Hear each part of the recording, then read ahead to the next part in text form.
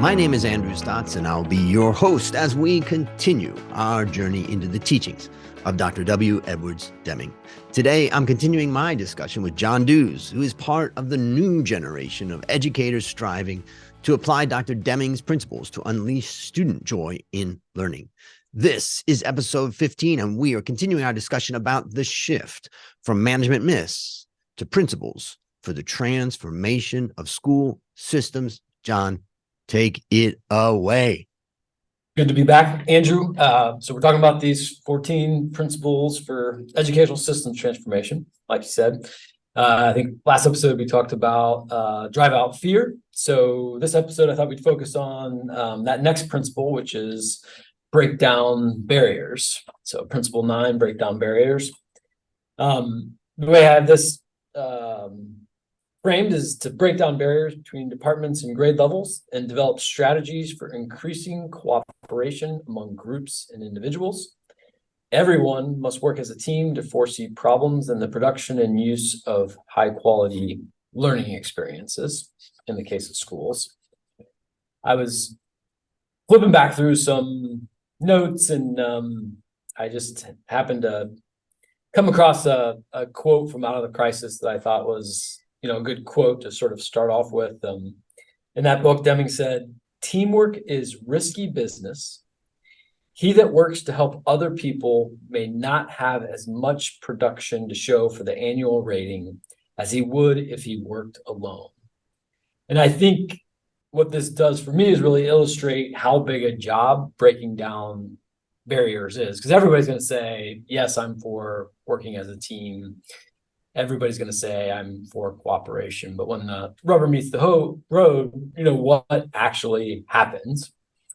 And I think that quote's a good one too, because it very clearly connects back to drive out fear, right? Because what are you going to do once you break down the barriers? What's the behavior that you hope to see?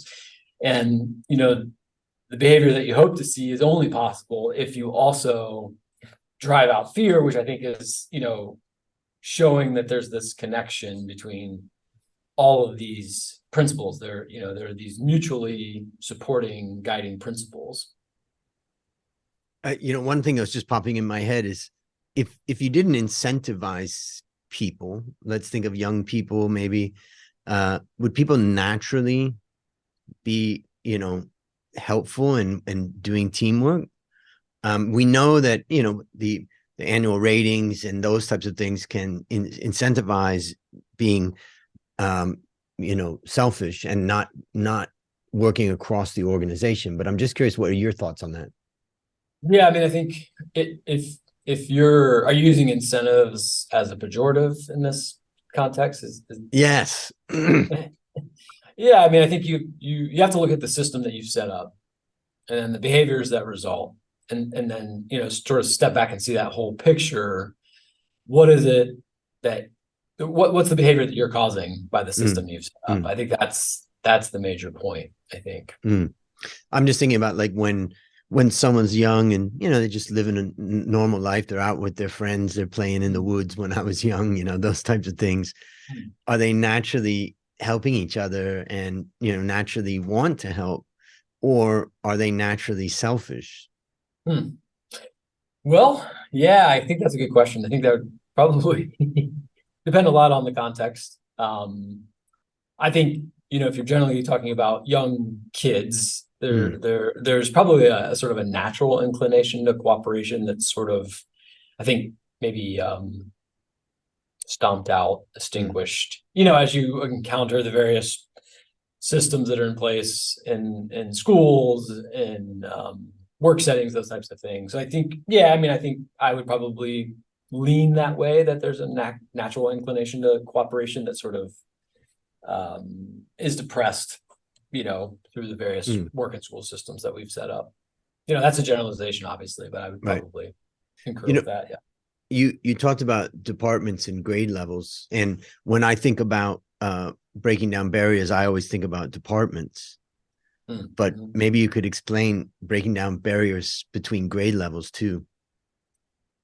Yeah, I mean, I think a grade level team in a school system can be very similar to a department in a business. I mean, obviously, I'm working in a school system, and so there are departments. There's operations folks, there's HR folks, there are the academic folks, and so forth and so on. But there's also these grade level teams where oftentimes in a school, teachers work most closely with the 4 or 5 other teachers on their grade level team. That's a pretty common setup, and so just like, you could sort of optimize the, finance department at the expense of the operations department. Same thing, you could do that with the 6th grade team versus the 7th grade team versus the 8th grade team, in that same way in the school system.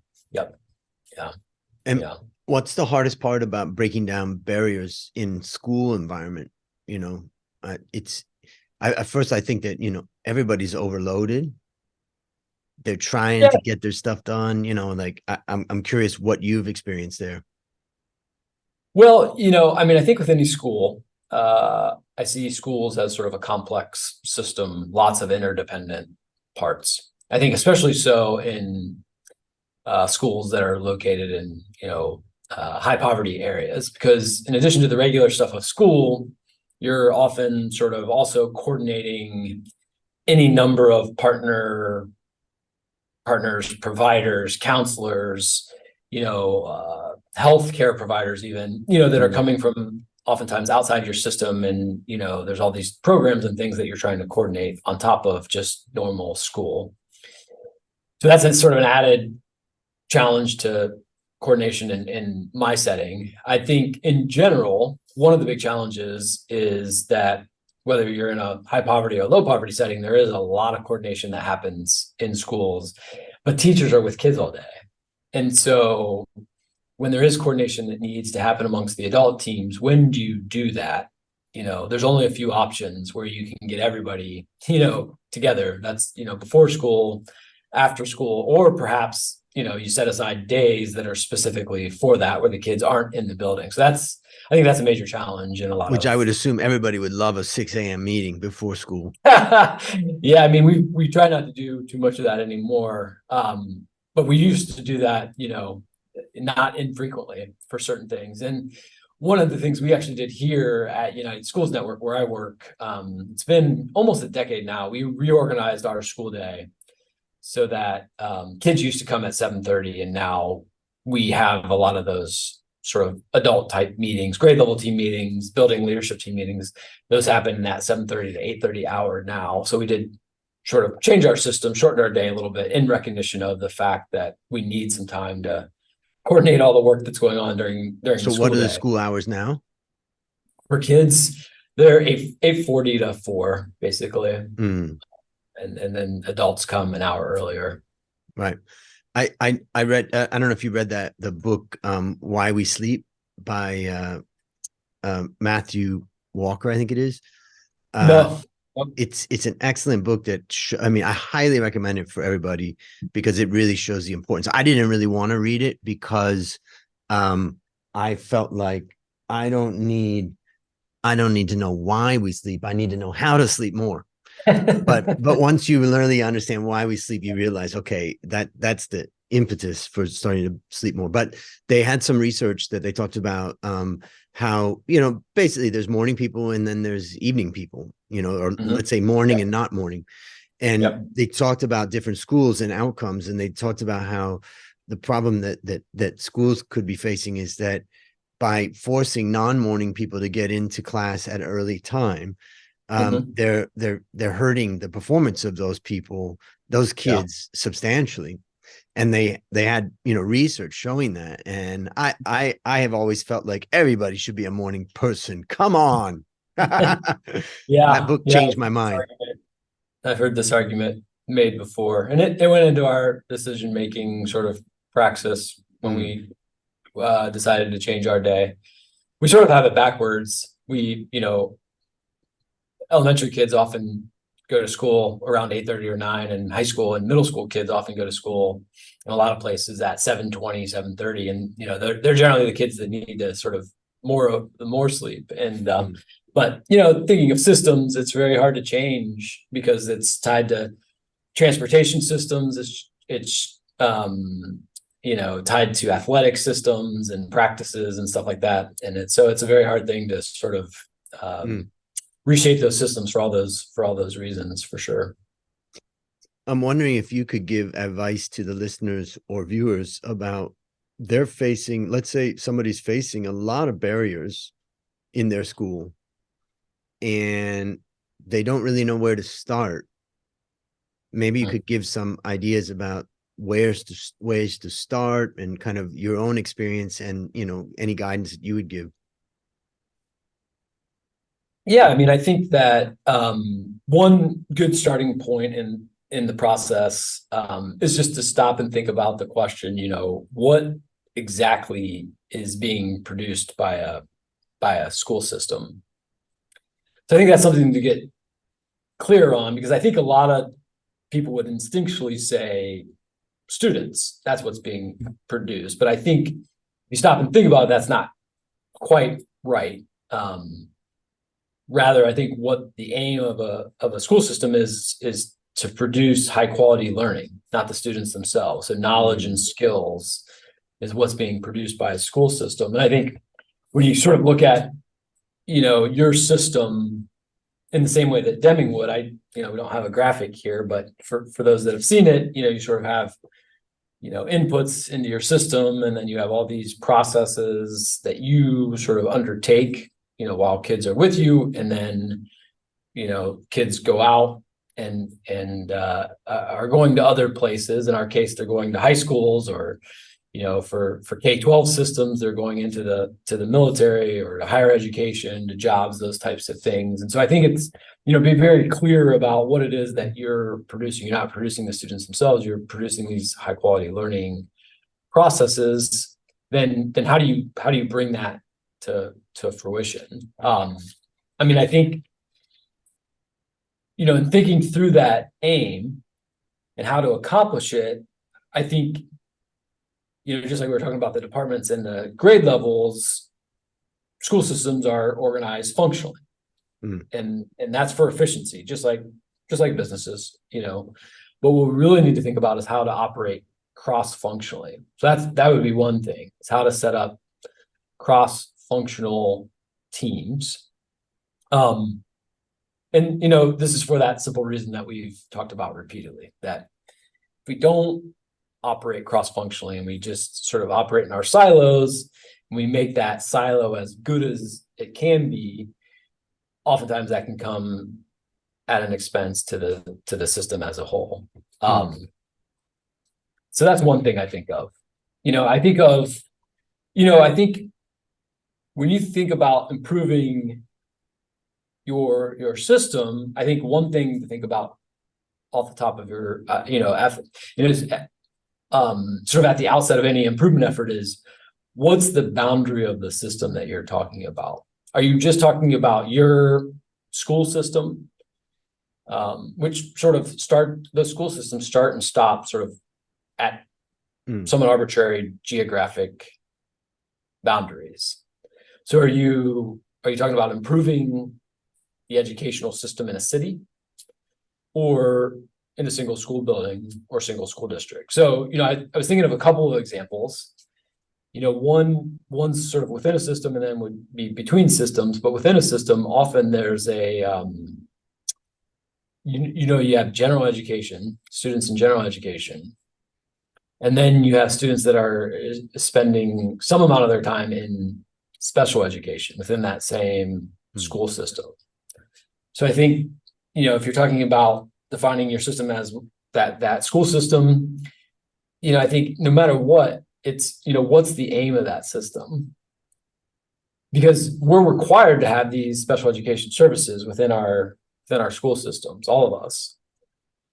And I think what often happens is actually two parallel systems get created, and there's specialized staff, there's a language that goes with special education, there's a whole list of compliance items and laws. And if you make one or the other really good, general education or special education, are you actually making the system as a whole worse? I don't know the answer to that question, but there's a whole lot of questions to answer.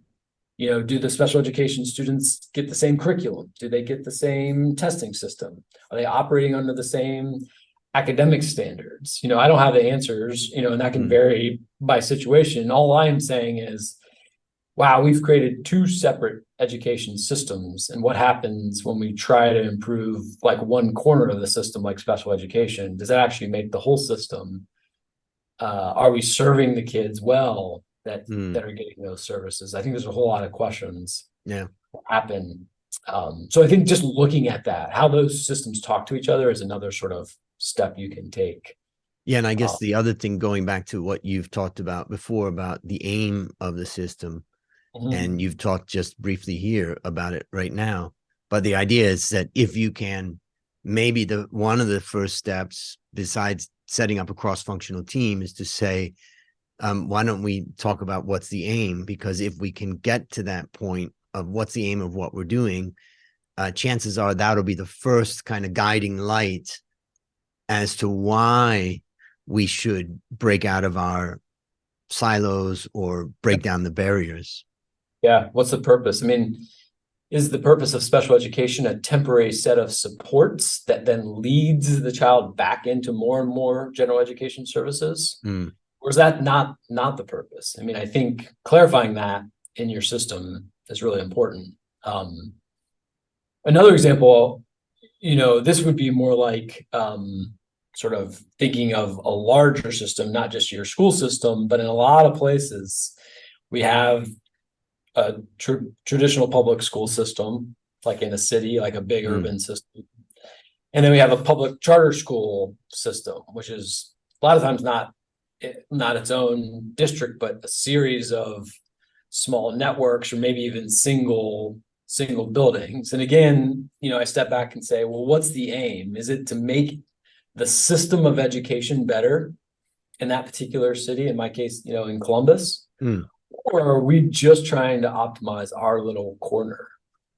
Are we thinking about these different pockets? We've often, speaking from experience, we've often been an afterthought when it comes to transportation systems or funding or facilities.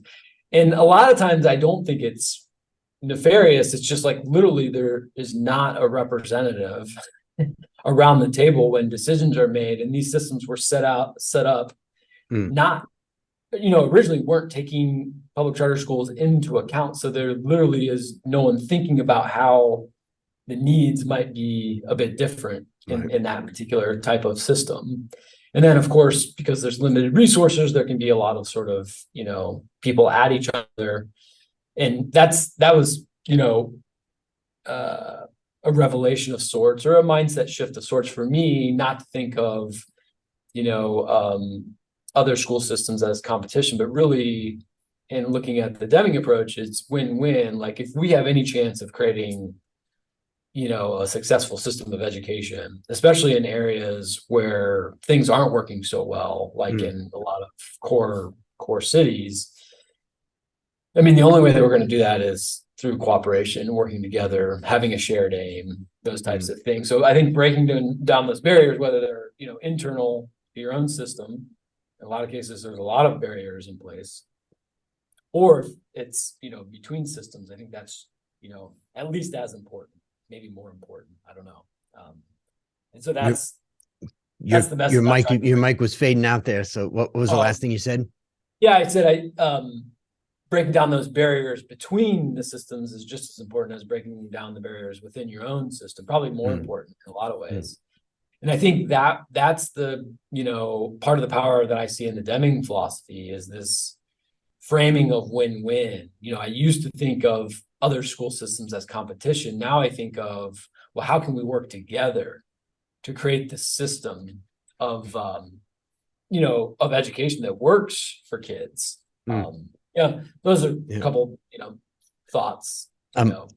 I'll tell a story to wrap up, and then ask you to do a final summary. But you just my mind went back to like when I was younger and how I was in some special education classes, or I was just in trouble But my story is that by the time I was 17, I was addicted to drugs and alcohol.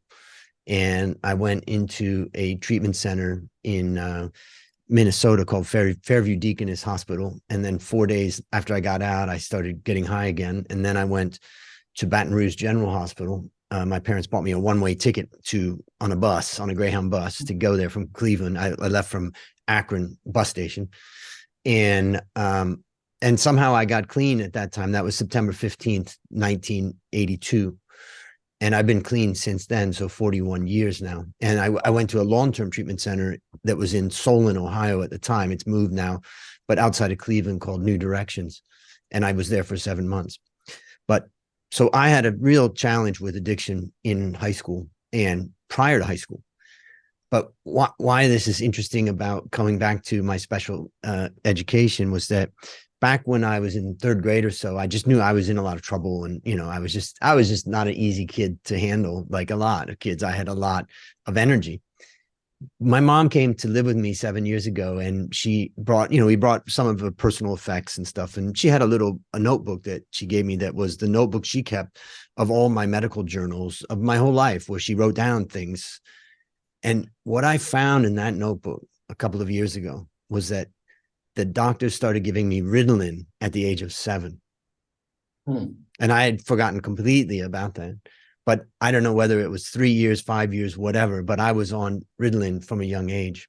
And it was, because, I was, not cooperating probably and all that. And so I needed special help or whatever.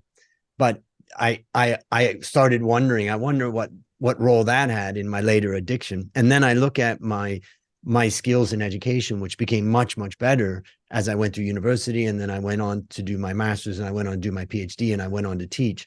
And I realized that I'm actually, reasonably smart, and I am a good learner and a good teacher.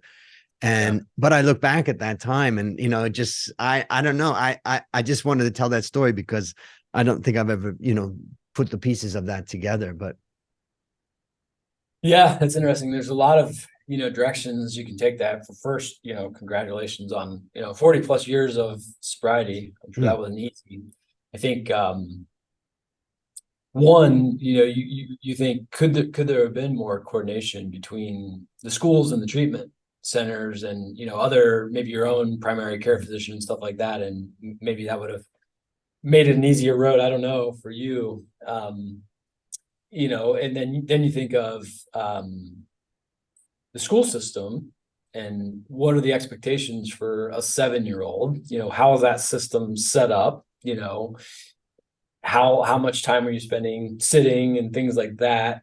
And, I'm not a doctor, so I can't say, did you need Ritalin? What I do know is it's, it seems like, it's obviously often prescribed drug for students with ADHD, but it's also a powerful psychostimulant, that can have major side effects. I did my senior thesis on Ritalin in undergrad, so I have a little bit of experience interviewing kids that are taking it and stuff like that. And it can have powerful effects for sure.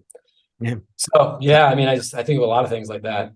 How could you have been better, served early on, maybe at 7 or 8, that wouldn't have led to. And what do you do with a kid that's tormenting everybody and the teachers? And, it's just such a hard thing. And I probably needed to run, around for, an hour and a half before I got into class, maybe exhaust me. I have no idea. But for those people out there that are facing addiction or, have dealt with something like that or know about that, we have Deming's 14 points, but we also have a 12-step program that you can find online that can help. Yeah. So, hard questions for sure. Exactly. Yeah.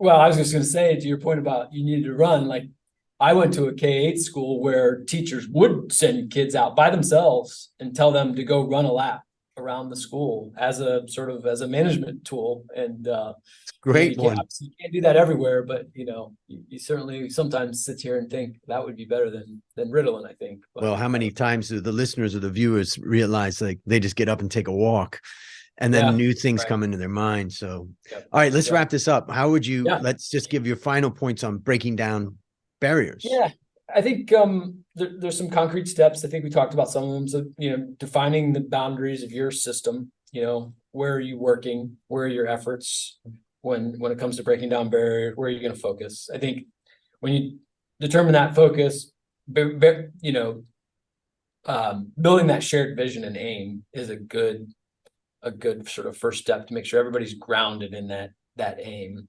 One we didn't really talk about, though, I think especially for an internal, effort, I think building this internal customer concept, I think that's probably more common in the business world, but less common in schools. I say that often here is, who are your internal customers? I say that to people on my team, and sort of taking that mindset that you are in service to a certain group. And I often say, if someone's coming to you and asking for this, and this, it may mean that you didn't sort of communicate out ahead of, whatever that thing is. So that's another sort of mindset thing I think you can take.